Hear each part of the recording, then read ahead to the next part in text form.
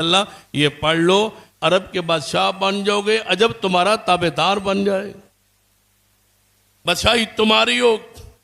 اب آپ بتائیں بادشاہی ہماری ہے، روب ہمارا ہے؟ نہیں،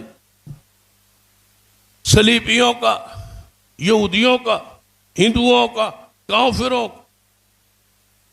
ولا تہنوا ولا تحزنوا وانتم الاعلون ان کنتم مؤمنین۔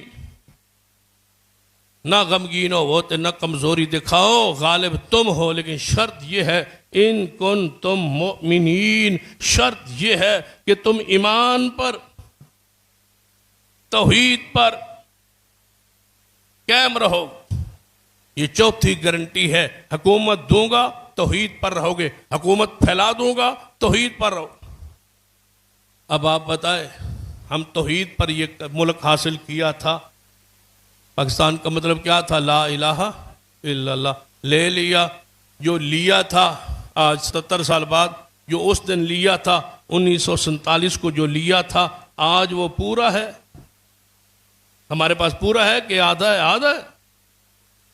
اور جو 4 صوبے رہ گئے ہیں، اس کو بھی ایک متحد متفق رکھنے کی ہمیں رات دن سوچا، ٹوٹ نہ جائے، یہ 4 صوبے بھی ختم نہ ہو جائے، ٹوٹ نہ جائے، الگ نہ ہو جائے۔ پہلے توڑا ہے، باقی ماندہ توڑنے ٹوٹنے سے ڈر رہے کہ ٹوٹ نہ جائے۔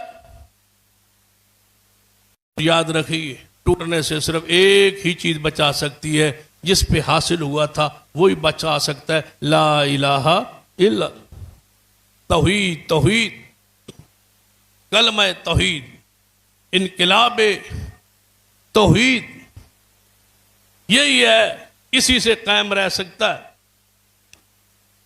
5ویں اور آخری ضمانت، جو توحید پر قائم رہے، اللہ تعالیٰ اس کے گناہوں کو معاف کر دے۔ جو توحید پر قائم رہے، اللہ اس کے خوف کو امن میں تبدیل کر دے۔ جو توحید پر قائم رہے، اللہ اس کی مہنگائی کو معاشی طور پر مضبوط کر کے مہنگائی کو ختم کر دے۔ برکات زمین اگل دیتی، آسمان سے بارشیں موسم پر آتی۔ اب پورا ملک ڈر رہا ہے، فصلیں پکی ہوئی ہیں، تیار ہے، لیکن بارشیں بھی پوری طرح تیار ہیں۔